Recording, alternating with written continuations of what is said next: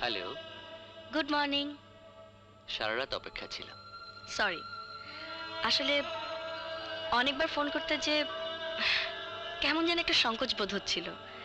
আপনিও তো ফোন করতে পারতেন। হ্যাঁ পারতাম, কিন্তু করিনি। কেন? পাছে সুখটুকু নষ্ট হয়ে যায় সেই ভয়ে। প্রিয়জনের জন্য অপেক্ষা করায় এক ধরনের সুখ আছে, আমি সেই সুখ থেকে বঞ্চিত হতে চাইনি। তাই না? সেলফিশ। নিজের বেলা একেবারে 16 আনা। মানে?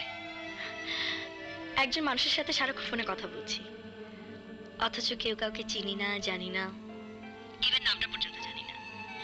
আচ্ছা, একটা কথা বলি, আমি যার সাথে সারাক্ষণ ফোনে কথা বলছি তাকে যদি আমি দেখতে চাই, সেটা কি আমার অন্যায়? ন্যায় অন্যায়ের কথা নয়, আসলে হুম, কোনো যুক্তি টুক্তি দাঁড় করাতে পারবেন না। আপনি আমাকে স্ট্রেট বলবেন, আপনি আমার সাথে দেখা করবেন কি করবেন না। সত্যি